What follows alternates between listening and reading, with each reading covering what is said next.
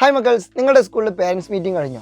ഇപ്പോൾ ഇന്നലെ ഒരു കുട്ടി മെസ്സേജ് അയച്ചിരുന്നു, ഇങ്ങനെ പേരൻസ് മീറ്റിംഗ് ഉണ്ട്, പ്രശ്നമാണെന്നൊക്കെ പറഞ്ഞിട്ട്. നമുക്ക് ആക്ച്വലി ഈ പേരൻസ് മീറ്റിംഗ് എന്ന് കേൾക്കുമ്പോൾ തന്നെ നമുക്ക് ഭയങ്കര ചടപ്പേക്കാം. എന്തിനാ ഇപ്പോൾ ഇങ്ങനെ ഒരു സമ്പ്രദായം, ഇതിൻ്റെയൊക്കെ ആവശ്യമുണ്ടോ എന്നൊക്കെ നമുക്ക് തോന്നും. അതിൻ്റെ റീസൺ എന്താണെന്ന് ചോദിച്ചാൽ നമുക്ക് മാർക്ക് ഇല്ലാത്തതുകൊണ്ടാണ്. അതാണ് അതിൻ്റെ സത്യമായിട്ടുള്ള ഒരു ആൻസർ.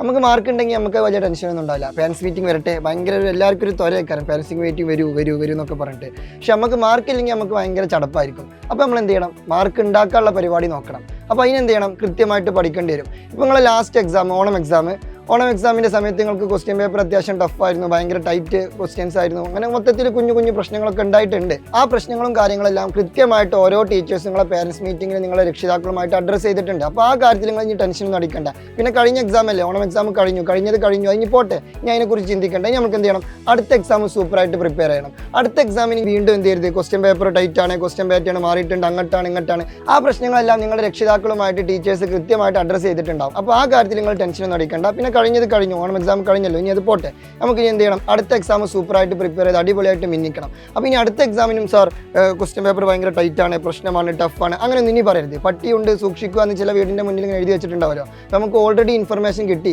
ക്വസ്റ്റ്യൻ പേപ്പർ ടൈറ്റ് ആവും, ക്വസ്റ്റ്യൻ പേപ്പർ ടഫ് ആവും എന്നുള്ളത് ഓൾറെഡി കിട്ടിയിട്ടുണ്ട്. അപ്പോൾ ഇനി നമ്മൾ എന്ത് ചെയ്യണം? ആ രീതിയിൽ അതിനെ നോക്കിക്കാണണം. അപ്പോൾ നമ്മൾ വേണ്ട മുൻകരുതലുകളും പ്രിക്കോഷൻസ് ഒക്കെ എന്ത് ചെയ്യണം? നേരത്തെ തന്നെ സെറ്റാക്കി വെക്കണം. എന്നിട്ട് നമ്മൾ സൂപ്പറായിട്ട് പഠിക്കണം. അപ്പോൾ എല്ലാവർക്കും ഒരു ഡൗട്ട് ഉണ്ടാവും, സാർ ഞങ്ങൾ ഇത് എങ്ങനെ ഒറ്റയ്ക്ക് പഠിക്കും? എന്തെങ്കിലുമൊക്കെ ഒരു ഹെൽപ്പിംഗ് ഹാൻഡ് ഉണ്ടോ? ഒരു സപ്പോർട്ടിംഗ് സിസ്റ്റം ഉണ്ടോ? ഉണ്ട്.